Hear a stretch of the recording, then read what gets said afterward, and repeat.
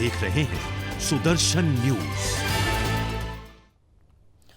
नमस्कार, आप देख रहे हैं सुदर्शन न्यूज और मैं हूं आपके साथ अमित शर्मा। और बुलेटिन में आज हम बात करेंगे हिमाचल प्रदेश के चंबा की।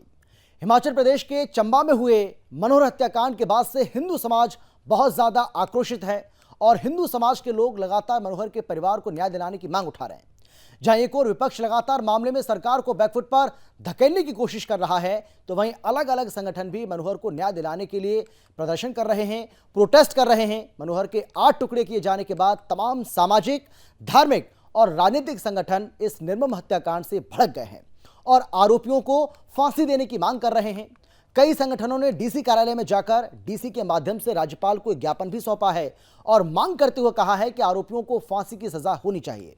जिस तरह से मनोहर हत्याकांड में ये हत्याकांड सामने आया, उसके बाद से लोगों में जबरदस्त गुस्सा देखने को मिल रहा है। उसे लेकर सरकार को इसकी ओर ध्यान देना चाहिए, ये मांग भी लोग लगातार कर रहे हैं। आपको बता दें कि 6 जून को 2023 यानी कि 6 जून 2023 का ये मामला है, जब मनोहर जो है वो लापता हो गया और लापता मनोहर का शव 9 जून 2023 को 8 टुकड़ों में बरामद हुआ था। जिसके बाद से चंबा से लेकर के शिमला तक ये विरोध प्रदर्शन देखने को मिल रहा है। हिंदू सड़कों पर है और सड़कों पर उतरकर यह भी मांग कर रहा है कि देवभूमि हिमाचल को जिहादी संक्रमण से दूषित होने से बचाया जाए, घुसपैठियों को देवभूमि से खदेड़कर बाहर किया जाए। और इसी को लेकर एक रिपोर्ट आपको हम दिखाते हैं, देखिए।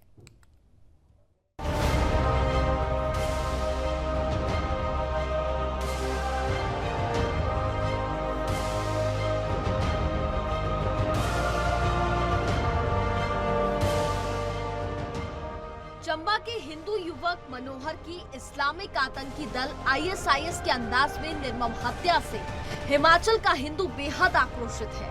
हिंदू संगठनों के साथ हजारों की संख्या में पहुंचे लोगों ने मुख्य आरोपी के घर को आग के हवाले कर दिया। साथ ही पुलिस स्टेशन, सड़कों और बाजारों में प्रदर्शन कर आरोपियों को फांसी देने की मांग की जा रही है। बिगड़ते हालात के मद्देनजर अब जिला प्रशासन ने चंबा के सलूनी में 2 महीने के लिए धारा 144 लागू कर दी है। मनोहर का अपराध सिर्फ इतना था कि वह मुस्लिम लड़की से प्रेम करता था। इससे बौखलाए लड़की के परिजनों ने मनोहर के 8 टुकड़े कर दिए। 8 टुकड़े कर उसको काट डाला। मनोहर के टुकड़ों को एक बोरी में भरकर नाले में फेंक दिया गया। जब लोगों को नाले से बदबू आने लगी तो वहां खोजबीन की गई। इसके बाद मनोहर का शव बरामद हुआ। देवभूमि हिमाचल में इस्लामिक जिहाद की इस बर्बर वारदात के बाद राज्य भर के हिंदू बेहद आक्रोशित हैं, आंदोलनरत हैं। हिंदू समाज के लोग उत्तरकाशी की तरह महापंचायत की तैयारी कर रहे हैं, तो देवभूमि को जिहादी संक्रमण से मुक्त करने की हुंकार भी कर रहे हैं। चेतावनी देना चाहता हूं, हिमाचल प्रदेश में ऐसा कोई मिस एडवेंचर करने का दुस्साहस ना करे। अगर तुमने ऐसा दुस्साहस किया तो कसम भगवान नरसिंह की, हिंदुत्व का ऐसा छिड़काव करेंगे तुम्हारा बीज हिमाचल में ढूंढ करके नहीं मिले। मृतक मनोहर के परिवार को न्याय दिलाने के लिए विश्व हिंदू परिषद 19 और 20 जून को प्रदेश भर में बड़ा आंदोलन करने जा रहा है। पूरे प्रदेश के सभी जिला मुख्यालयों में विश्व हिंदू परिषद रोष रैली निकालेगी। इसके बाद जिला उपायुक्तों के माध्यम से राज्यपाल को ज्ञापन सौंपा जाएगा। बीजेपी का ये भी आरोप है कि मृतक मनोहर के हत्यारों का आतंकियों से संबंध है। हिमाचल प्रदेश के पूर्व मुख्यमंत्री जयराम ठाकुर ने मनोहर हत्याकांड की जांच एनआईए से कराने की भी मांग की है। लेकिन इस घटना से एक बार फिर से सवाल उठता है कि इंसानों के टुकड़े करने वाली सोच पैदा कहां से होती है। मुसलमानों से प्यार करने पर आखिर क्यों ऐसा अंत होता है? कभी किसी श्रद्धा के टुकड़े फ्रिज में मिलते हैं तो कभी कोई मनोहर बोरियों में मिलता है। Bureau report, Sudarshan news.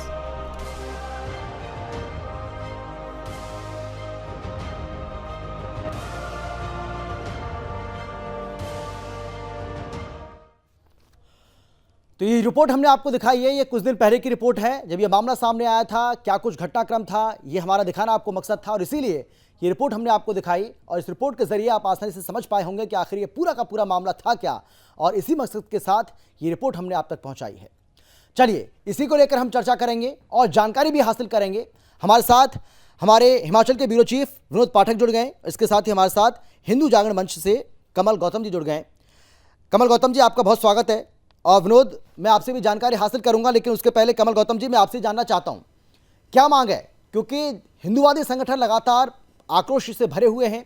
लगातार ये मांग की जा रही है कि आरोपियों की फांसी की सजा होनी चाहिए, आरोपियों को फांसी हो, क्योंकि जिस तरीके से इस जघन्य हत्याकांड को अंजाम दिया गया, देवभूमि उससे सिहर उठी है और हर हिंदू ये कह रहा है कि आखिर एक मुस्लिम युवती से प्यार की ऐसी सजा कैसे दी गई।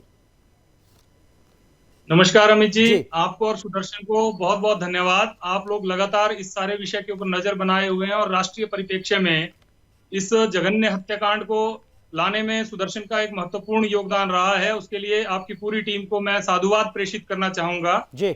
और जहां तक रही बात हमारे यहाँ के हिमाचल के परिदृश्य की, तो हिमाचल में इस प्रकार का ये पहला जघन्य हत्याकांड है जिसमें इस प्रकार से इस्लामिक जिहादियों द्वारा किसी नौजवान को 8 टुकड़ों में काट करके उसके शव को डिस्पोज ऑफ करने का दुस्साहस किया गया। आज संपूर्ण हिमाचल प्रदेश में पूरा हिंदू समाज आंदोलित है और अलग अलग जिलों में, अलग अलग जिला मुख्यालयों में बहुत उग्र प्रदर्शन किए जा रहे हैं। और अभी मेरी जानकारी के अनुसार अभी कई जिलों में प्रदर्शन जो है वो होने वाले हैं और ये प्रदर्शन का क्रम निरंतर पूरे हिमाचल प्रदेश में चल रहा है ताकि सरकार और प्रशासन को गहरी नींद से जगाया जा सके। और जिस प्रकार से इस्लामिक जिहाद हिमाचल प्रदेश की देवभूमि को कलंकित करने के लिए निरंतर जो है अपने कुचक्र चलाने का काम कर रहा है, उस चीज को रोका जा सके और सरकार को भी इस सारे विषय के ऊपर जो है संज्ञान लेने के लिए बाध्य किया जा सके। कहीं ना कहीं आज जो है पूरे प्रदेश में आप देखिए चंबा में जो है पूरा चंबा 22 तारीख को बंद था। गांव से लेकर के शहर तक प्रत्येक दुकान, प्रत्येक मोहल्ला जो है वो बंद था और हर जगह जो है लोगों में आक्रोश था। और इसी आक्रोश को प्रदर्शित करते हुए उस 22 तारीख के प्रदर्शन में पूरा चंबा जो है चंबा के जिला मुख्यालय पर उमड़ा हुआ था और मैं भी उस प्रदर्शन में सम्मिलित हुआ था। तो वहां पर लोगों का केवल एक ही मांग है कि जो दोषी हैं उनको फांसी की सजा तक पहुंचाया जाए और इस सारे मामले की NIA जांच हो और केंद्रीय जांच एजेंसियों को ये मामला दिया जाए। क्योंकि अभी तक देखिए हिमाचल प्रदेश पुलिस ने इस सारे विषय के ऊपर कोई स्पष्टता से परिवार को ना तो FIR की कॉपी मुहैया करवाई है। 20 दिन बीत जाने के बाद भी परिवार को ये पता नहीं है कि ये मामला किन धाराओं में हिमाचल प्रदेश पुलिस ने रजिस्टर किया है। और जो ढुलमुल रवैया एक प्रकार से अपनाया जा रहा है वो कहीं ना कहीं पूरे हिंदू समाज को चिंता का विषय, हिंदू समाज के लिए, और पूरे हिंदू समाज को आक्रोशित और आंदोलित करने का काम कर रहा है। जी बिल्कुल। लेकिन एक महापंचायत की बात भी कही जा रही थी कमल जी, उसके बारे में मैं आपसे जानना चाहूंगा। वो महापंचायत हुई जी। और क्या फैसला लिया गया? देखिए इसमें जहां तक हिमाचल प्रदेश की बात है, हिमाचल प्रदेश में जो महापंचायत है वो हम लोग पिछले 2 वर्षों में ऐसी कई महापंचायतें कर चुके हैं जहां पर ये निर्णय हुआ है कि बाहर से आने वाले इस प्रकार के जिहादी मानसिकता के लोगों को जो है हिमाचल प्रदेश में ना रहने दिया जाए। मैं आपके संज्ञान में लाना चाहूंगा, पिछले ही वर्ष जो है मलोखर जो है जो जिला सोलन और जिला बिलासपुर का जो सीमावर्ती क्षेत्र है, वहां पर जो है एक बाहरी मुसलमान ने, बाहरी जिहादी ने जो है एक स्थानीय व्यक्ति को, स्थानीय दुकानदार को गोली मारने की धमकी दी थी, जिसके बाद जो है पूरा क्षेत्र जो है आंदोलित हो गया था। सारा हिंदू समाज सड़कों पर था, विभिन्न पंचायतों के प्रतिनिधि उस सारे विषय के ऊपर जो है शामिल हुए थे और एक बड़ा आक्रोश प्रदर्शन हुआ था और एक बहुत बड़ी पंचायत हुई थी, महापंचायत। और उस महापंचायत में उस क्षेत्र के सभी लोगों ने ये निर्णय किया था कि इसमें जो है बाहर से आने वाले जितने भी लोग हैं उनको अपनी अपनी पंचायतों में किसी प्रकार की कमल जी और उनको मैं आपके पास लौट रहा हूं और ठहरने के लिए दुकान या मकान मुहैया ना करवाया जाए। जी कमल जी, मैं आपके पास आ रहा हूं, आपसे और ज्यादा जानकारी लेंगे, आपसे बातचीत भी करेंगे, क्योंकि ये बहुत ज्यादा गंभीर मसला है और किस तरीके से एक हिंदू भाई को मौत के घाट उतार दिया गया, उसके 8 टुकड़े कर दिए गए। देवभूमि इसको लेकर बहुत ज्यादा आक्रोशित है और हम इस गुस्से को समझ सकते हैं और ये गुस्सा जायज भी है। विनोद, मैं आपसे जानना चाहूंगा, इस पूरे मामले को लेकर सरकार की ओर से तमाम तरह के दावे तो किए जा रहे हैं। सरकार ये दावा तो कर रही है कि हम मनोहर के परिवार को, मनोहर को हम न्याय जरूर दिलाएंगे, लेकिन सरकार की ओर से अभी तक जो कुछ कार्रवाई की गई है, पुलिस की ओर से जो कुछ कार्रवाई की गई है, उसको लेकर गुस्सा अभी भी देखने को मिल रहा है। हिंदू समाज बहुत ज़्यादा आक्रोशित है।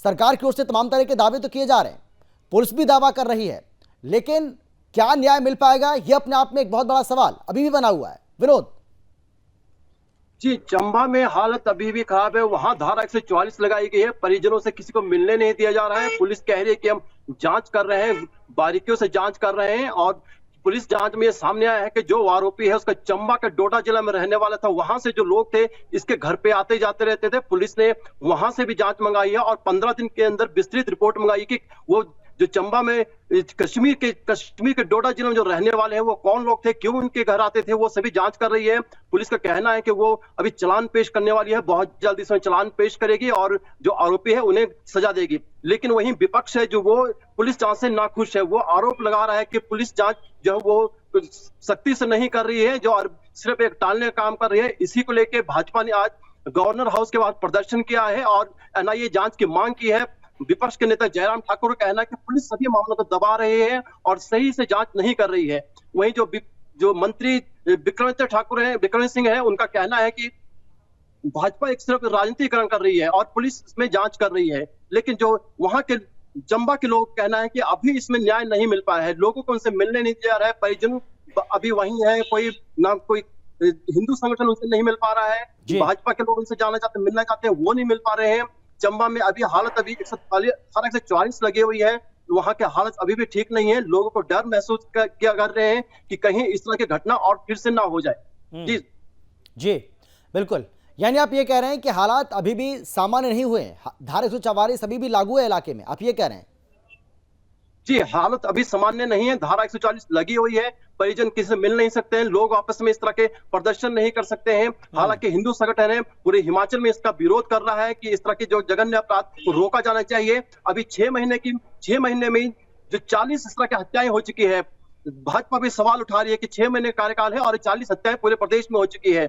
150 से अधिक लोग लापता हो चुके हैं। अगर हमीरपुर में बात की जाए तो महिलाएं भी अभी तक 51 महिलाएं लापता है, 6 महीने के अंदर लापता है। 3 सालों में 4000 से ज्यादा महिलाएं लापता है। पुलिस अब तक कोई इसका नहीं खंगाल पाई है, कहां है महिलाएं, कौन है, अब तक कोई इसकी जानकारी नहीं जा पाई है। हालांकि पुलिस दावा कर रही है कि हम मामले को सुलझा लेंगे, जो आरोपी है उनको सजा दिलाएंगे। लेकिन अब एक जमीनी स्तर पर ऐसा कोई कार्य नहीं किया गया है कि जिससे लगे कि इसमें पुलिस कार्रवाई कर रही है, परिवार को न्याय मिले और मनोहर को न्याय मिले। आप ये कह रहे हैं कि ऐसा कुछ भी अभी धरातल पर देखने को नहीं मिल रहा है। लेकिन विनोद, सुखविंदर सिंह सुक्खू हिमाचल के मुख्यमंत्री हैं, उनकी ओर से यह कहा गया था, हमें अच्छे से याद है, कि पीड़ित परिवार जो भी मांग करेगा उसके हिसाब से हम जरूर उनको न्याय दिलाने की पूरी कोशिश करेंगे और जिस भी जांच के लिए वो कहेंगे हम करेंगे।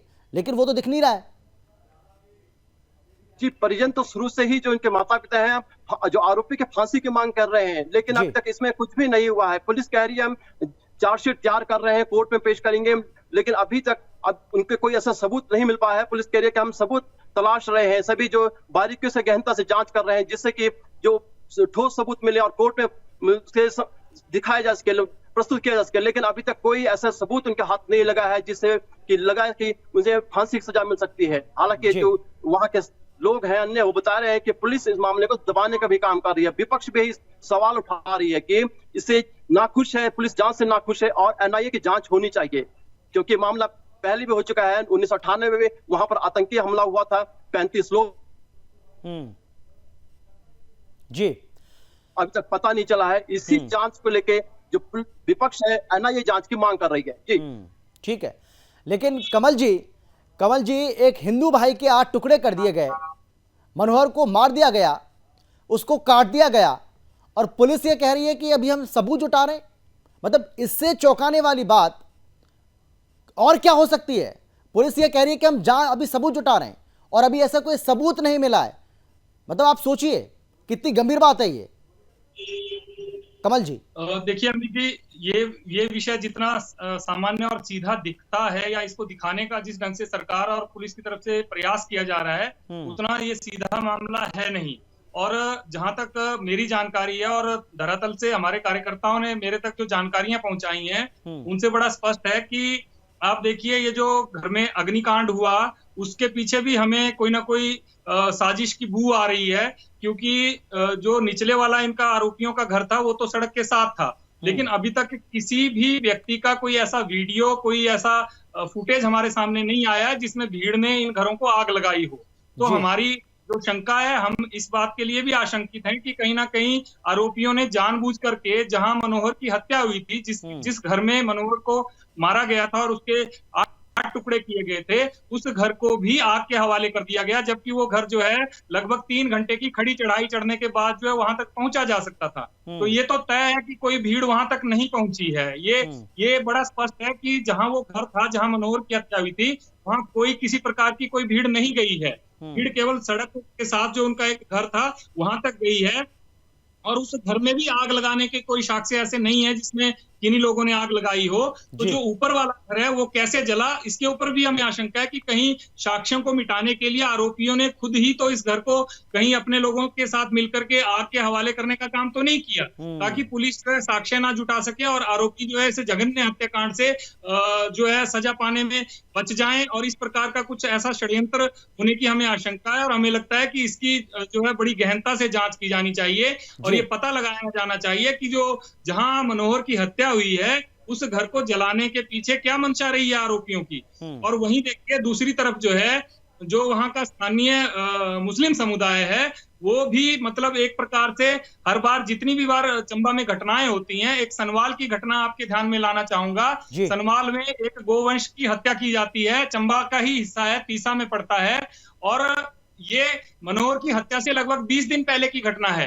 और उसमें जो है एक गोवंश को काटा जाता है मुसलमानों के द्वारा, और जब वहां हिंदू समाज उसके विरोध में जो है प्रशासन के ऊपर दबाव बनाने का काम करता है, प्रशासन के ऊपर जो है एक प्रकार से दबाव बनाता है कि जो दोषी हैं उनके ऊपर कड़ी कार्रवाई की जाए, तो 56 हिंदू परिवारों के ऊपर जो है आरोपियों के द्वारा जो है एक FIR दी जाती है, और जो वहां के स्थानीय 56 हिंदू परिवार हैं उनके ऊपर FIR दर्ज कर लेती है पुलिस। यानी कि आप देखिए, गो हत्यारों को पकड़ने के बजाय, गो हत्यारों को सजा तक पहुंचाने के बजाय चंबा की पुलिस जो है 56 हिंदू परिवारों को ही आरोपी बना लेती है और उनके ऊपर जो है आरोप बनाती है कि उन्होंने जो है कानून व्यवस्था बिगाड़ने का काम किया।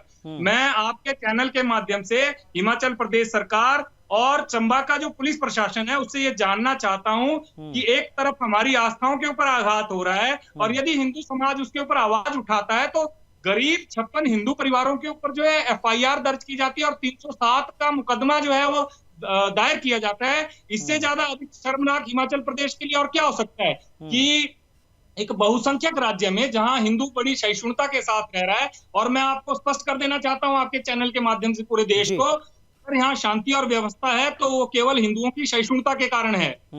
अगर हिंदू असहिष्णु होता तो आज तक हिमाचल प्रदेश में शांति व्यवस्था नहीं होती। ये जो उद्दंडता और ये जो शांति भंग करने का काम कर रहे हैं, ये जिहादी मानसिकता के लोग जो बाहर से आकर के यहाँ की डेमोग्राफी को बदलने का काम कर रहे हैं, ये जो जमातें बाहर से आकर के यहाँ जहरीली शिक्षा बांटने का काम कर रही हैं, उसके कारण से शांति प्रिय हिमाचल प्रदेश का माहौल खराब हो रहा है। यहाँ के हिंदुओं के कारण से नहीं हो रहा है। हिंदू हमेशा से यहाँ शांति प्रिय और शांतिपूर्वक ढंग से रहता आया है, परंतु जिस प्रकार की घटनाएं बीते दिनों हुई हैं, जिस प्रकार से पूरे हिमाचल प्रदेश को एक प्रकार से जिहाद का अड्डा बनाने का एक कुप्रयास किया जा रहा है जिहादियों के द्वारा, और इनको जो बाहर से फंडिंग हो रही है, उस फंडिंग के कारण से हिमाचल प्रदेश की शांति और व्यवस्था को धक्का बताने का ये जिहादी काम कर रहे हैं। तो कहीं ना कहीं मुख्यमंत्री महोदय का वो बयान मुझे स्मरण हो रहा है जिसमें उन्होंने यहाँ पर जीत दर्ज की थी। उसके बाद उन्होंने कहा था कि हमने 97% हिंदुत्व की विचार को हराया है, यानी कि उन्होंने हिमाचल प्रदेश के हिंदुओं को हराया है। तो मुझे तो ये आशंका हो रही है कि मुख्यमंत्री महोदय कहीं अपने आकाओं को खुश करने के लिए हिंदू समाज का दमन करने का प्रयास तो नहीं कर रहे हैं, कहीं उस अपने बयान को सत्यापित करने के लिए, जो उनके आका दिल्ली में बैठे हैं उनको प्रसन्न करने के लिए, कहीं इस प्रकार के ये जो घटनाएं आए दिन हो रही हैं जिनमें हिंदुओं को ही प्रताड़ित किया जा रहा है। क्योंकि आप देखिए जितनी भी घटनाएं हुई उनमें हिंदू ही पीड़ित है और हिंदू ही प्रताड़ित है, क्योंकि गोवध होता है उसमें भी हिंदू पीड़ित है। अगर हिंदू वहां शिकायत करता है तो 56 हिंदू परिवारों के ऊपर जो है मामला दर्ज कर दिया जाता है सरकार के द्वारा। और दूसरी तरफ देखिए, जब मनोहर का हत्याकांड होता है तो उसमें भी हिंदू समाज को इस सरकार और प्रशासन से न्याय की आस अभी तक नहीं जगी है। यही कारण है कि पूरे प्रदेश भर में आज हिंदू समाज आंदोलित है। तो कहीं ना कहीं सरकार की मंशा के ऊपर भी प्रश्न चिन्ह है, और जिस प्रकार से ढुलमुल रवैया जो है पुलिस प्रशासन जो है अपना रहा है, वो कहीं ना कहीं संदेह खड़ा करता है और पूरे इस मामले को संदेह के घेरे में ले जाता है। जी, यानी आप ये कह रहे हैं कि जो दंगाई हैं, जो घुसपैठिए हैं, उनको राजनीतिक संरक्षण प्राप्त है, ऐसा लग रहा है, और इसी वजह से इनके हौसले और ज्यादा बुलंद हो रहे हैं। बिल्कुल निश्चित तौर पर आप देखिए, इससे ज्यादा शर्मनाक और क्या हो सकता है। मैं माननीय मुख्यमंत्री महोदय को बताना चाहता हूं, शायद वो अपने कामों में इतने व्यस्त रहते हैं कि उनको अपने गृह जिला की भी जानकारी नहीं है। उनके गृह जिला हमीरपुर से पिछले 1 जनवरी 2023 से लेकर के 30 अप्रैल 2023 तक 51 हिंदू महिलाएं, जिनमें 7 नाबालिग बच्चियां हैं, वो लापता हैं। आप कल्पना करिए कि किस प्रकार का शासन और प्रशासन हिमाचल प्रदेश में चल रहा है। और अधिकांश मामलों में लव जिहाद की घटनाएं सम्मिलित हैं। अधिकांश मामले लव जिहाद के हैं, जिसमें बाहरी मुसलमान आकर के हमारी यहाँ की नाबालिग 10 और 12-12 साल की बच्चियों को टारगेट करने का काम कर रहे हैं। इससे ज्यादा शर्मनाक और क्या हो सकता है। अभी आपने देखा होगा, कुल्लू का एक वीडियो वायरल हुआ था, जिसमें एक मुसलमान जो है वो फलों को जूठा करते हुए पैक करने का काम कर रहा है। तो ये सब बाहर से आकर के इतनी विकृत मानसिकता लेकर के इस देवभूमि का माहौल खराब करने का काम कर रहे हैं। 3 दिन पहले की घटना है, मुख्यमंत्री के गृह जिला बीजड़ क्षेत्र की घटना है, बड़सर थाने की। वहां पे एक मुसलमान को 6 माह की बछिया गोवंश के साथ एक मुसलमान को दुराचार करते हुए रंगे हाथों पकड़ा गया, और उसकी FIR दर्ज हुई है बड़सर थाने में। तो आप कल्पना करिए किस प्रकार का शासन और प्रशासन यहाँ चल रहा है, और कितने इनके हौसले बुलंद हो चुके हैं। इस प्रकार ये लोग जो है जिहाद को इंप्लीमेंट करने के लिए हिमाचल प्रदेश में आतुर हैं। और कहीं ना कहीं शासन प्रशासन की जो कार्य प्रणाली है वो निश्चित तौर पर इनके लिए सहायक हो रही है। यही कारण है कि इनके हौसले इतने बुलंद हो रखे हैं, और इस प्रकार की घटनाओं को ये आए दिन अंजाम देने का काम कर रहे हैं। जी बिल्कुल, बिल्कुल सही कह रहे हैं आप। अब जिस तरीके से लगातार मामले बढ़ते जा रहे हैं, और अभी देखिए मनोहर हत्याकांड को अंजाम दे दिया गया, हत्याकांड नहीं बल्कि जघन्य हत्याकांड को अंजाम दे दिया गया, लेकिन नतीजा सिफर है। अभी तक पीड़ित परिवार न्याय के लिए दर-दर की ठोकरें खा रहा है, और न्याय मिलेगा भी, ये भी अपने आप में एक बहुत बड़ा सवाल है कि न्याय मिलेगा तो मिलेगा कैसे, क्योंकि जिस तरीके से ढुलमुल रवैया पुलिस और प्रशासन का देखने को मिल रहा है, उससे ऐसा लग रहा है कि जानबूझकर, क्योंकि मुस्लिम तुष्टीकरण की जो राजनीति है वो भी कहीं ना कहीं आड़े आ जाती है। विरोध, क्या ये बात सही है कि मुस्लिम अपीजमेंट की जो राजनीति है वो भी हो सकता है कि सरकार के आड़े आ रही हो, और इसीलिए मामले को लटकाया जा रहा है। पुलिस की ओर से बार बार ये कह दिया जाता है कि अभी हम मामले की जांच कर रहे हैं, सबूत जुटा रहे हैं, और उसके आधार पर ये आगे बढ़ेंगे, कार्रवाई करेंगे। जी, ये भी संभव है कि इस तरह का मामला है कि सरकार इस मामले को दबा रही है, क्योंकि जब से सरकार, ये कांग्रेस सरकार आई है, इस तरह के मामले बढ़ते जा रहे हैं। वो चाहे वो नारकंडा जो शिमला जिला के पर्यटक स्थल है, वहां मजार बनाने का मामला सामने आया है। अन्य बिलासपुर में, अभी हमीरपुर जिला में बीते शुक्रवार को एक बछड़े के साथ अपराध का मामला आया था, एक कुकर्म का मामला छोटे बच्चे द्वारा, मुस्लिम बच्चे द्वारा किया गया था, उसमें भी कोई कार्रवाई नहीं हुई है। हालांकि पुलिस ने मामला दर्ज किया गया है। 6 महीने के अंदर इस तरह के जो मामले हैं वो बढ़ते जा रहे हैं। हर जगह, चाहे वो शिमला हो, बाकी जगह, अन्य जगह हो, तहबाजारी के रूप में जो मुस्लिम है वो आ रहे हैं, कब्जा कर रहे हैं, और उनकी संख्या जो बढ़ती जा रही है। हालांकि इसमें पुलिस भी कुछ नहीं कर रही है, कह रही है कि हम कानून के आधार पर ही कार्रवाई की जा रही है, मगर जो ठोस जमीनी स्तर पर कार्रवाई वो नहीं हो रही है। तो इस तरह के जो मामले हैं वो बढ़ते जा रहे हैं। यही कारण है कि चंबा में इस तरह का मामला है, जो जघन्य अपराध सामने आया है, उनके हौसले बुलंद हो चुके हैं, तो इस तरह के बिना उसके अपराध का अंजाम दे रहे हैं। और एक मनोहर के हत्याकांड उसके करके नाले में फेंक दिया गया है, ताकि सबूत भी किसी को पता ना चले।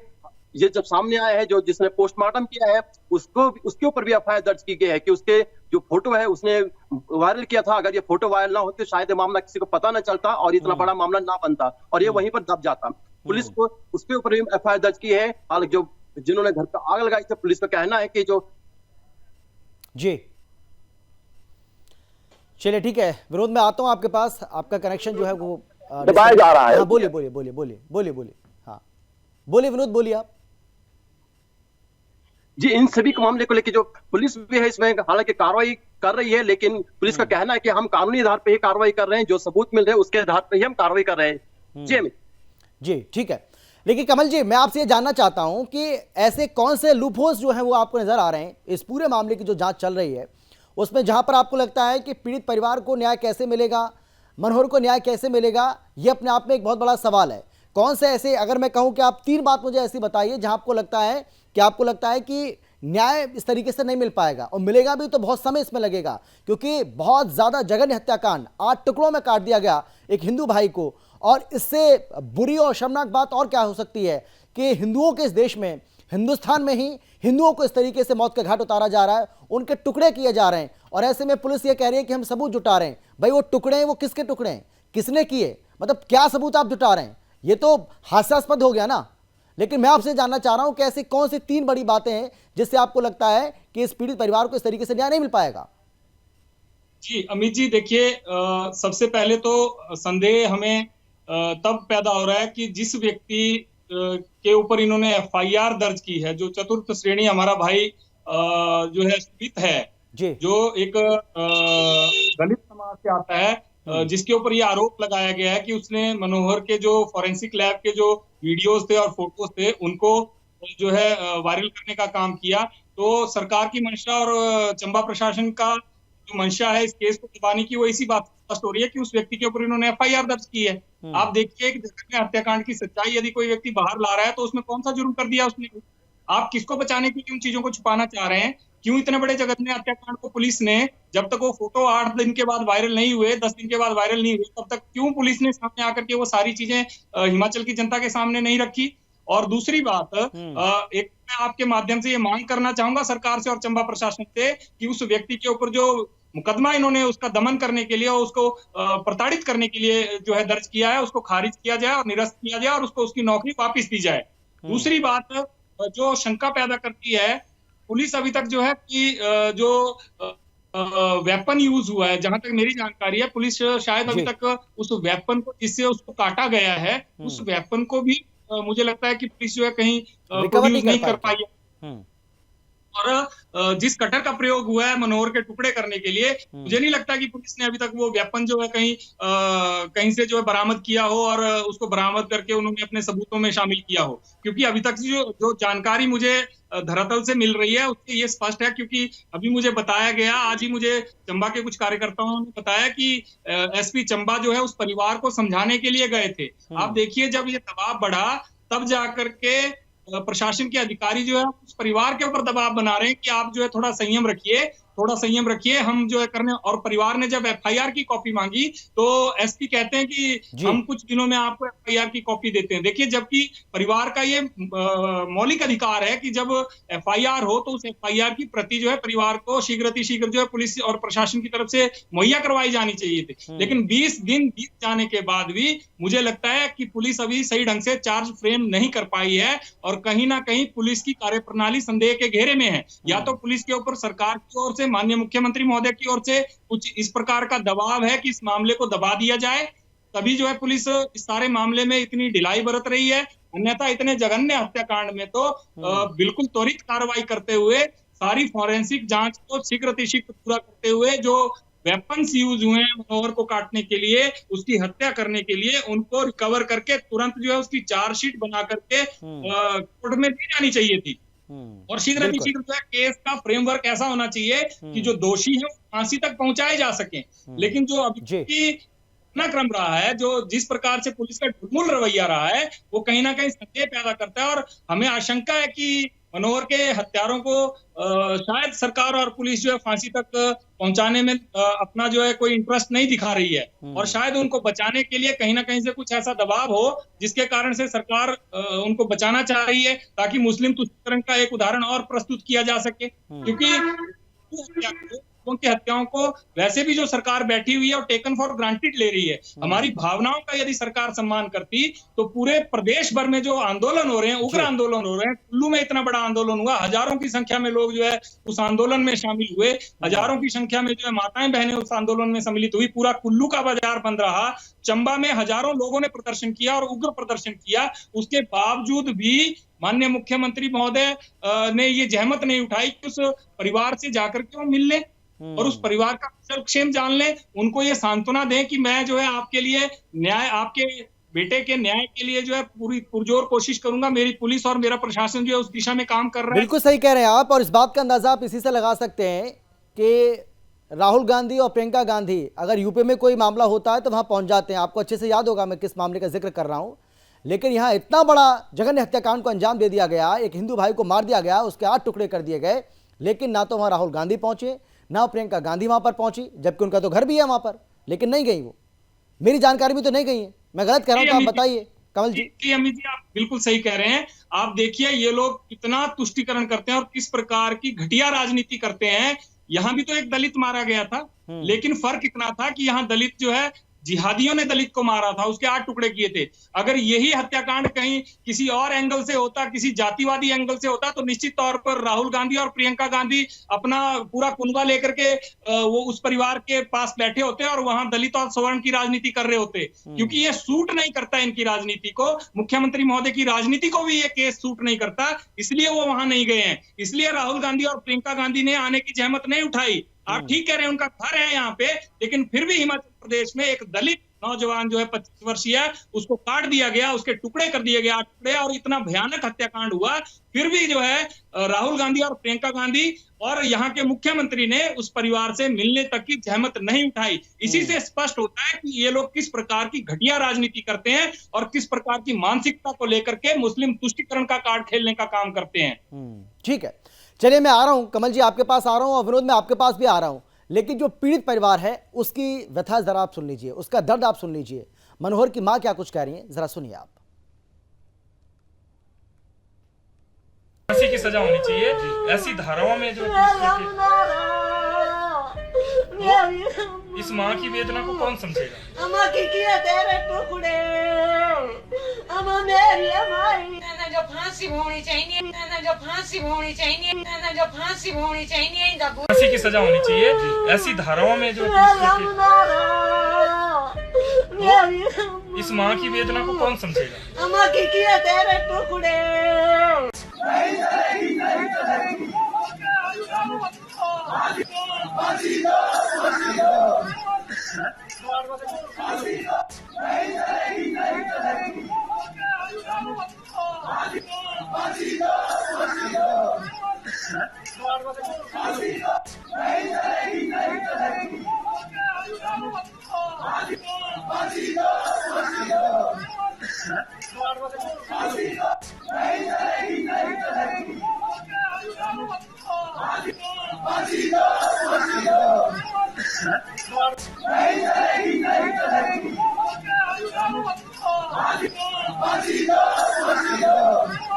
तुम्ही तो संसार करने वाली घटना को नहीं सहेंगे, नहीं सहेंगे, नहीं सहेंगे। मनोहर के हत्यारे मुर्दाबाद, मुर्दाबाद, मुर्दाबाद। मनोहर के हत्यारे मुर्दाबाद, मुर्दाबाद, मुर्दाबाद। ECDC नहीं सहेंगे, नहीं सहेंगे, नहीं सहेंगे। तुम्ही तो संसार करने वाली घटना को नहीं सहेंगे, नहीं सहेंगे, नहीं सहेंगे। मनोहर के हत्यारे मुर्दाबाद। किसी का माल चोरी हो गया, किसी के भेड़ चोरी हो गई, बकरी चोरी हो गई, कई लोग वहां पे गए, वो मुड़ के वापस नहीं आए।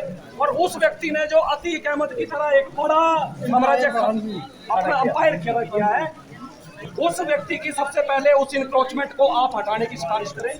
दूसरा, नोटबंदी के दौरान उसने एक बड़ा अमाउंट एक्सचेंज बैंक में किया है, वो भी जांच करें आप। दूसरा, तीसरा, उसके घर की आप प्रॉपर निशानदेही करके उसको आप कैंडिडेट्स थे उनको पकड़ लिया गया है। और अगर वो विपक्ष के नेता अगर ये समझते हैं कि हमें इसकी जांच NIA से करवानी चाहिए, वो हमारे पास रिप्रेजेंटेशन दे, हमें इसमें कोई हर्ज नज़र नहीं आता है अगर वो चाहेंगे। लेकिन मेरा ये मानना है कि भय का वातावरण नहीं होना चाहिए, और प्रदेश में इस प्रकार का भय का वातावरण पैदा करके वो जो हमारी देव संस्कृति है और जो हमारी हिमाचल का संस्कृति है उसको नुकसान पहुंचता है। कैंडिडेट्स थे उनको देखिए, एक ऐसी घटना घटित हुई है जिसने पूरे प्रदेश को ही नहीं पूरे देश को विचलित कर दिया है। समाज का हर व्यक्ति चिंतित है, व्यथित है। मनोहर की हत्या होती है, उसके 8 टुकड़े शरीर के कर दिए जाते हैं।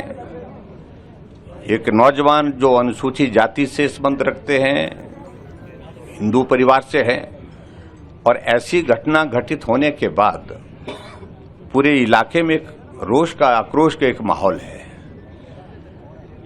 परिवार में एकमात्र वो कमाने वाला लड़का था, माँ बाप बुजुर्ग है, बहनों की शादी हो गई है।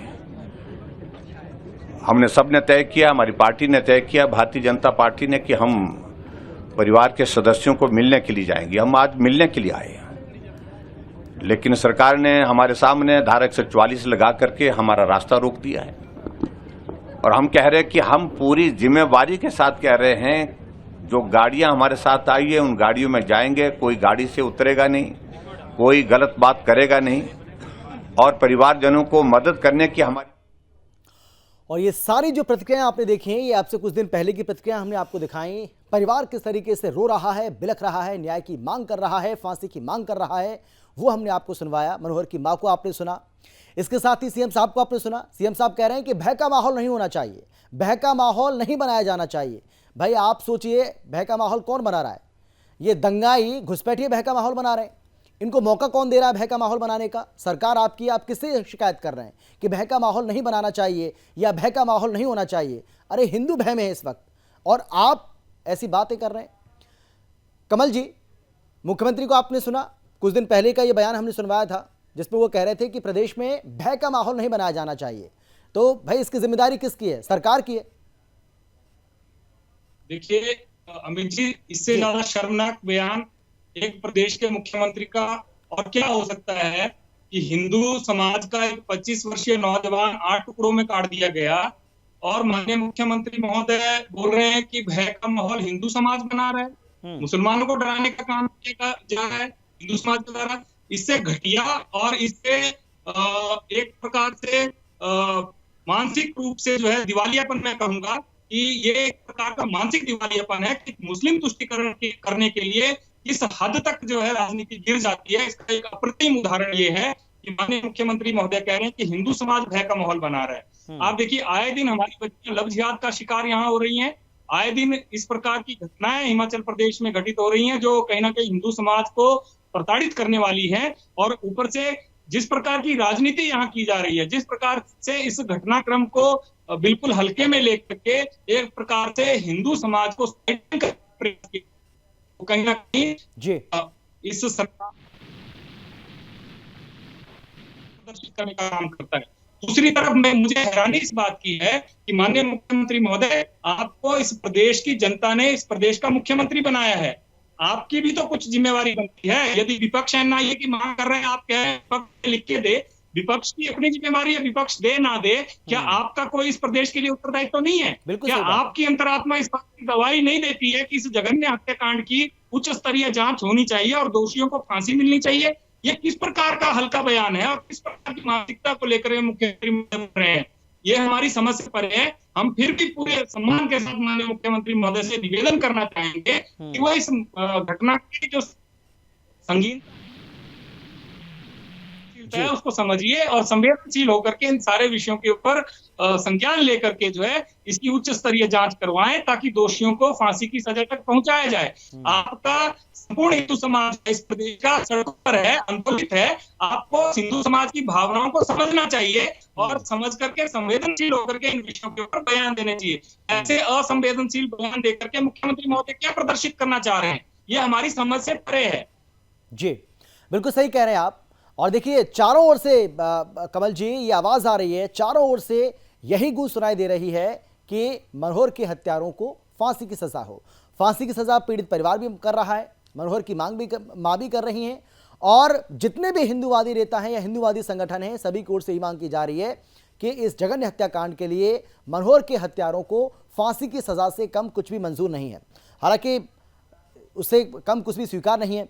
हालांकि फांसी की सजा भी, जिस तरीके से इस हत्याकांड को अंजाम दिया गया, 8 टुकड़ों में मनोहर को काट दिया गया, फांसी की सजा भी मुझे ऐसा लगता है कमल जी कि बहुत कम है। उससे भी बड़ी कोई सजा अगर हो सकती है तो वो दी जानी चाहिए, और जल्दी से जल्दी दी जानी चाहिए। इसमें देरी बिल्कुल भी नहीं होनी चाहिए। कमल जी, किताब में ऐसे हत्या के लिए फांसी की सजा हो सकती है, लेकिन जिस प्रकार से जघन्य हत्याकांड हुआ है उसके लिए फांसी की सजा पर्याप्त नहीं है। मेरा ये मानना है कि क्या सरकार के पास कानून की किताब में ऐसे जघन्य हत्याकांड के लिए कोई सजा है? तो इसका उत्तर होगा नहीं। तो आप देखिए, फिर भी जघन्य हत्याकांड होने के बाद भी किस प्रकार का ढुलमुल रवैया जो है वो सरकार और प्रशासन की ओर से अपनाया जा रहा है वो बड़ा चिंतनीय है और निंदनीय है। जी बिल्कुल सही कहा आपने। लेकिन विनोद, इस पूरे मामले को लेकर हम देख रहे हैं कि बीजेपी जो है वो बहुत ज़्यादा एक्टिव नजर आ रही है। बीजेपी की ओर से भी सरकार पर लगातार दबाव बनाया जा रहा है।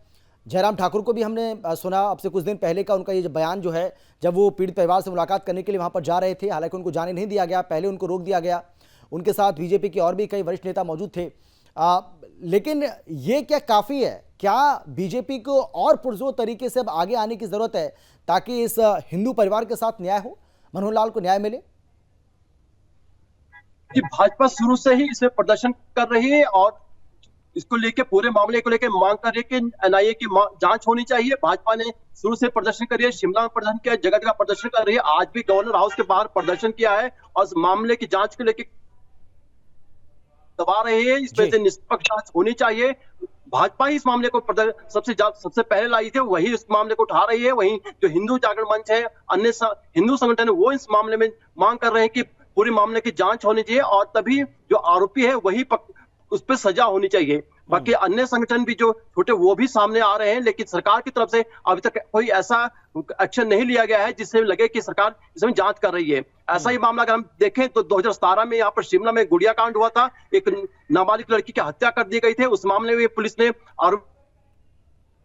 बाद में सीबीआई जांच हुई, सीबीआई ने एक ही आरोपी को पकड़ा है जो कि परियोजन है, उससे भी अभी ना संतुष्ट नहीं है। परिजनों का मांग अभी भी यही है कि जो सीबीआई ने मामला जो आरोपी पकड़ा है वो उनका हत्यारा नहीं है, लेकिन अभी पुलिस के कार्यपालनी पे जो भाजपा है वो भी सवाल उठा रही है कि इससे पुलिस इस मामले में कुछ नहीं करेगी और एनआईए ही इसमें कुछ कर सकती है। जी अमित जी बिल्कुल, यानी कि एनआईए की जांच की मांग की जा रही है कि एनआईए इस पूरे मामले की जांच करे और एनआईए की जांच से कम कुछ भी स्वीकार नहीं है। मांग लगातार अब जोर पकड़ रही है। लेकिन कमल जी, जिस तरीके से ये इस जघन्य हत्याकांड को अंजाम दिया गया और जो न्याय में देरी हो रही है, उससे कहीं ना कहीं मैसेज तो सही जा नहीं रहा है।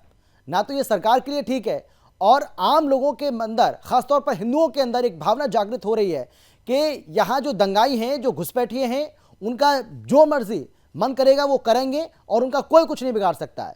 लेकिन ये जो मैसेज जा रहा है ये तो गलत है, इसको सरकार को देखना पड़ेगा। जी निश्चित तौर पर अमित जी, समाज के बीच में बहुत गलत मैसेज इस बात का जा रहा है कि जिस प्रकार से ढुलमुल रवैया अपना करके सारे विषय को कहीं ना कहीं लीपापोती करने का जो काम सरकार की ओर से हो रहा है, वो निश्चित तौर पर जो है पूरे समाज में एक गलत मैसेज फ्लोट कर रहा है और सरकार को इसके ऊपर चिंतन करना चाहिए कि किस प्रकार से इस प्रकार के मैसेज को रोका जा सके। उसके लिए है त्वरित कार्रवाई और त्वरित कार्रवाई करते हुए जो है शीघ्रता से न्याय की ओर बढ़ा जाए और मनोहर के परिवार को इस जघन्य हत्याकांड के लिए न्याय जो है दिया जाए। समाज की ये मांग है और समाज चाहता है कि सरकार जो है एक्टिवली इस सारे विषय को लेकर के प्रशासन और पुलिस को जो है एक्टिवली काम करने के लिए निर्देशित करे ताकि शीघ्र जो है न्यायालय में ये मामला जो है चले। और हमने मांग की है, अभी जब चंबा में प्रदर्शन हुआ तो मैंने वहां पर मांग की थी जी, 90 दिन के भीतर जो है संपूर्ण हिंदू समाज ने ये मांग की है कि इसका फास्ट ट्रायल कोर्ट में जो है फास्ट ट्रैक कोर्ट का गठन किया जाए, उसमें डे टू डे बेसिस के ऊपर इस मामले की सुनवाई हो और 90 दिन के भीतर शीघ्र जो है इसके जघन्य हत्याकांड के दोषियों को फांसी की सजा तक पहुंचाया जाए। तो सरकार ने अभी तक उसका कोई उत्तर नहीं दिया है। सरकार जो है बिल्कुल मौन बैठी है और माननीय मुख्यमंत्री महोदय कहीं दूसरी जगह व्यस्त हैं, दूसरे कामों में व्यस्त हैं। शायद उनके लिए हिमाचल प्रदेश की जनता और हिमाचल प्रदेश के लोगों की आवाज मायने नहीं रखती है, क्योंकि अब वो कुर्सी पर बैठ चुके हैं।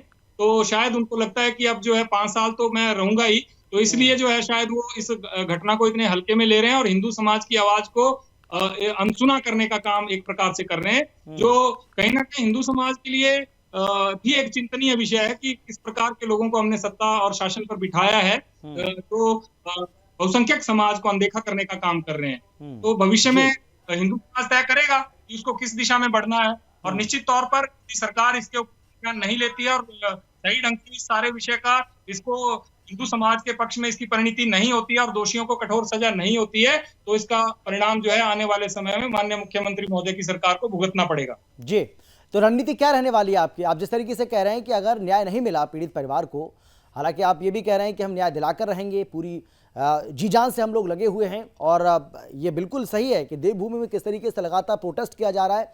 आप लोग जो है किसी भी सूरत में मनोहर को, उसके परिवार को न्याय दिलाना चाहते हैं।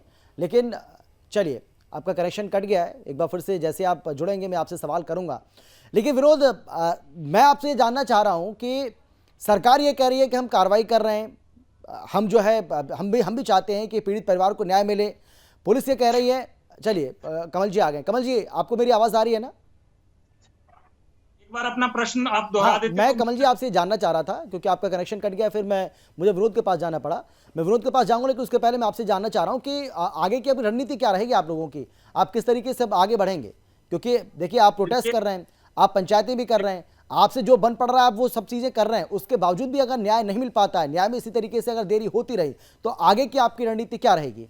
किस रणनीति के तहत आप आगे बढ़ेंगे? आप देखिए, यदि इस सारे विषय के ऊपर सरकार का यही ढुलमुल रवैया रहा जी, तो निश्चित तौर पर आने वाले समय में हिंदू समाज जो है माननीय मुख्यमंत्री महोदय का हर जगह घेराव करेगा और ये आंदोलन रुकने वाला नहीं है। ये निश्चित तौर पर पूरे प्रदेश में चलेगा और समाज इस सारे विषय को बड़ी गंभीरता से देख रहा है और बहुत गंभीरता से जो है इस सारे विषय को ले रहा है। तो कहीं ना कहीं मुझे लगता है कि राजनीतिक क्षेत्र के बंधुओं को भी इस सारे विषय को गंभीरता पूर्वक लेना चाहिए और समाज की जो भावनाएं हैं उन भावनाओं को समझ करके संवेदनशील होकर के इन विषयों के ऊपर आगे बढ़ना चाहिए। अभी प्रदेश भर में आंदोलन चल रहा है और पूरे प्रदेश भर में जो है हिंदू समाज जो है आंदोलित होकर सड़कों के ऊपर न्याय मांगने के लिए जो है बाध्य हुआ है और यदि ये सारा विषय जो है सही दिशा में नहीं बढ़ता है और इसके ऊपर किसी प्रकार की लिपापोती करने का प्रयास किया जाता है तो निश्चित तौर पर ये आंदोलन और उग्र होगा और पूरे प्रदेश भर में ये आंदोलन जो है फैलेगा। दूसरी बात, जहां तक अभी प्रदेश का माहौल है, जिस प्रकार से प्रदेश का माहौल चल रहा है उसमें अधिकांश हमारी जो पंचायतें हैं उन्होंने ये निर्णय किया है कि कोई भी बाहरी व्यक्ति बिना वेरिफिकेशन, पुलिस वेरिफिकेशन, बिना पंजीकरण के जो है हमारे क्षेत्र में ना तो आ पाएगा ना ही कोई किसी प्रकार का व्यापार कर पाएगा। और यही कारण है कि हिंदू समाज ने तय किया है ये जो बाहर से जिहादी मानसिकता के लोग और ये जो अपराधी प्रवृत्ति के लोग जो है बाहर से आ रहे हैं, क्योंकि देखिए ये घटनाक्रम जो है तब से बढ़ा है हिमाचल प्रदेश में जब से उत्तर प्रदेश में योगी आदित्यनाथ जी की सरकार आई है जी, तो बहुत से अपराधी प्रवृत्ति के लोग होकर के पहाड़ी राज्यों का रुख कर रहे हैं और बहुत से ऐसे विषय हमारे ध्यान में आए कि बहुत से अपराधी वहां अपराध करके, जघन्य अपराध करके हिमाचल प्रदेश का रुख उन्होंने किया है और बहुत से लोगों को उत्तर प्रदेश पुलिस यहां से गिरफ्तार करके भी ले गई है। बहुत से ऐसे हमारे पास उदाहरण हैं। तो इस सारे घटनाक्रम को ध्यान में रखते हुए हिंदू समाज ने यह तय किया है कि ऐसे लोगों को अपने क्षेत्रों में अब घुसने नहीं दिया जाएगा और कठोरता से उनका प्रतिकार किया जाएगा और पूरे प्रदेश भर में रोको, टोको और ठोको का अभियान जो है हिंदू समाज जो है चलाने वाला है। यदि रोकने से कोई रुकेगा तो ठीक, यदि टोकने से कोई रुकेगा तो ठीक, नहीं तो फिर उसके लिए अगला कदम जो है हिंदू समाज ने तय कर लिया। और चंबा की जो रैली हुई है, चंबा में जो विशाल प्रदर्शन हुआ है, वहां से हिंदू समाज ने ये सारा तय किया और पूरे प्रदेश भर में ये अभियान जोर शोर से चलने वाला है। इसमें कहीं कोई डीसी, कोई एसपी तय नहीं करेगा कि मेरे गांव में, मेरे घर में कौन आएगा कौन नहीं आएगा। ये मेरे गांव के लोग तय करेंगे, मेरे हिंदू समाज के लोग तय करेंगे कि हमारे क्षेत्र में कौन लोग रहेंगे कौन नहीं रहेंगे। और मैं आपके चैनल के माध्यम से संपूर्ण हिमाचल प्रदेश के हिंदू समाज से आह्वान करना चाहता हूं कि जिस प्रकार की घटिया मानसिकता को लेकर के, विकृत मानसिकता को लेकर के ये जिहादी आज हिमाचल प्रदेश में घुस रहे हैं और यहाँ के व्यापार को जो है इन्होंने एक प्रकार से जो है आड़ लेकर के जो है अपने अपराधों को छिपाने का एक धंधा बना लिया है। उन सारे विषयों से निपटने के लिए संपूर्ण हिंदू समाज को और विशेषकर मैं आपके चैनल के माध्यम से जो चुने हुए प्रतिनिधि हैं, पंचायत प्रतिनिधि हैं, दूसरे जो चुने हुए प्रतिनिधि हैं, उनसे भी आह्वान करना चाहूंगा, निवेदन करना चाहूंगा कि आप भी संवैधानिक पदों पर बैठते हुए, जब आप संवैधानिक पद पर बैठे हैं तो ऐसे निर्णय अपनी पंचायतों में और ग्राम सभाओं में कीजिए जिससे आपके क्षेत्र की आंतरिक सुरक्षा सुनिश्चित हो और इस प्रकार की अपराधी प्रवृत्ति के जिहादी लोग जो है हमारे क्षेत्र में विचरण ना कर सकें। और रही बात हिंदू समाज की, तो हिंदू समाज ने तय कर लिया है और जो तय किया है निश्चित तौर पर पूरे प्रदेश भर में रोको, टोको और ठोको का अभियान चलने वाला है और हिंदू समाज इसमें किसी के रोके से रुकने वाला नहीं है। ये मैं बड़ी स्पष्टता से आपके चैनल पर बताना चाहूंगा। यानी आप ये कह रहे हैं कि उत्तराखंड की राह पर चलने वाला है अब देवभूमि हिमाचल भी, अगर इसी तरीके के हालात पैदा रहे तो? देखिए, अगर इसमें सुधार नहीं हुआ तो मैं आपकी बात से सहमत नहीं हूं क्योंकि उत्तराखंड की स्थिति बहुत भयावह है। उत्तराखंड जिहाद के चौथे स्टेज पर है लेकिन हिंदू समाज, हिमाचल का हिंदू समाज बहुत जागरूक है। ये वीरों की भूमि है। यहाँ के अधिकांश वीर जो हैं वो भारतीय सेना में सेवारत हैं। तो मैं आपको बताना चाहूंगा कि जो महापंचायतें आज उत्तराखंड में हो रही हैं, हिमाचल प्रदेश में हिंदू जागरण मंच के तत्वाधान में और हिंदू समाज के सहयोग से ऐसी महापंचायतें जो है लगभग 1.5 वर्ष पहले हिमाचल प्रदेश में हो चुकी हैं और ये क्रम निरंतर चल रहा है। और मैं बताना चाहूंगा कि जो हिमाचल प्रदेश में महापंचायतें हुई हैं उनमें लगभग जो सबसे बड़ी हमारे यहाँ महापंचायत हुई थी दाड़ला घाट में, उसमें 50 पंचायतों के चुने हुए प्रधान, उप प्रधान, वार्ड मेंबर, बीडीसी सदस्य और जिला परिषद सदस्य जो है सम्मिलित हुए थे और सबने सामूहिक निर्णय लेकर। जी चलिए, मेरे पास समय भी अब ज्यादा बचा नहीं है। कमल जी आपका, विनोद आपका बहुत धन्यवाद चर्चा में शामिल होने के लिए। और विनोद आपका इसलिए क्योंकि आपने जानकारी दी है और कमल जी आपका इसलिए क्योंकि आपने चर्चा में भाग लिया और विस्तार से इस पूरे मामले की न केवल आपने जानकारी दी है बल्कि जो लूप होल्स हैं उसके बारे में भी आपने हमें बताया है। इस पूरे मामले को लेकर एक और रिपोर्ट आपको हम दिखाते हैं जिससे आप समझ पाएंगे किस तरीके से हिंदू समाज आक्रोशित उठा है। हिंदू समाज में बहुत ज्यादा गुस्सा इस वक्त देखने को मिल रहा है और किस तरीके से वो मनोहर को न्याय दिलाने के लिए अब सड़क पर उतर चुका है। देखिए जरा।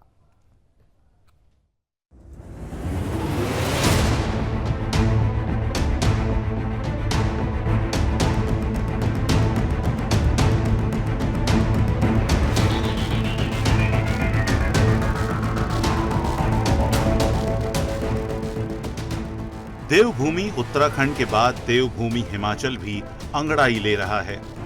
जिस तरह हिमाचल के उत्तरकाशी में जिहादी बर्बरता के खिलाफ हिंदू समाज सड़कों पर आया, कुछ वैसे ही हिमाचल के चंबा में भी देखने को मिल रहा है। इस्लामिक आतंकी दल तालिबान और ISIS के अंदाज में हिंदू युवक मनोहर के 8 टुकड़े किए जाने के बाद हिंदू समाज गम और आक्रोश से भरा हुआ है।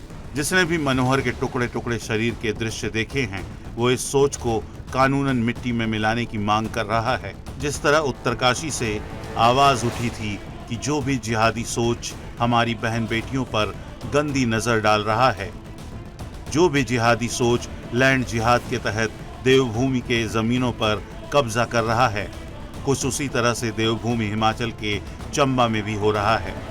चंबा के हिंदुओं ने भी रैली निकाली है।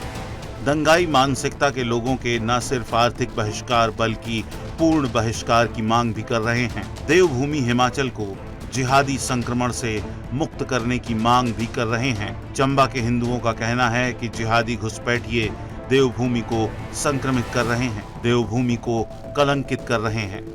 ये घुसपैठिए हिमाचल आ रहे हैं, हिमाचल की संपदा पर कब्जा कर रहे हैं, हिमाचल के लोगों का रोजगार छीन रहे हैं, फिर हिमाचल के ही हिंदुओं का कत्ल कर रहे हैं। एक तरफ चंबा का हिंदू घुसपैठियों को बाहर करने की मांग कर रहा है, दंगाइयों के बहिष्कार की मांग कर रहा है, तो वहीं सो कॉल्ड सेक्युलरिज्म की घुट्टी वाला वर्ग हिमाचल के पीड़ित हिंदुओं के नहीं बल्कि इन घुसपैठियों के पक्ष में खड़ा नजर आ रहा है। मनोहर के टुकड़े करने वाली सोच के पक्ष में खड़ा नजर आ रहा है। सवाल ये है कि आखिर हिंदू कब तक सहेगा, कभी तो कुछ कहेगा। सवाल ये भी है कि क्या हिमाचल की सुक्खू सरकार देवभूमि को जिहादी संक्रमण से मुक्त करने के लिए उचित कदम उठाएगी या सेक्युलरिज्म की तथाकथित राजनीति के तहत पीड़ित हिंदुओं पर ही कार्रवाई करेगी। Bureau report, Sudarshan news.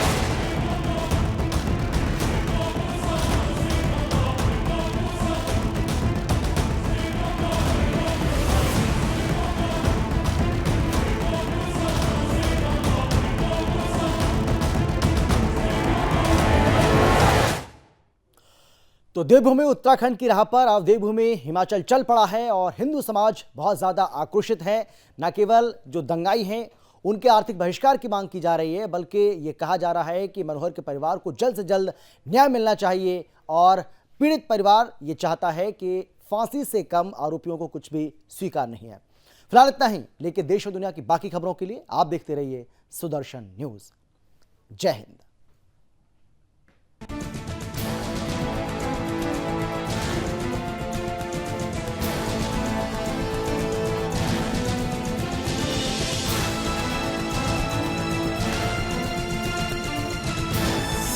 आप देख रहे हैं सुदर्शन न्यूज।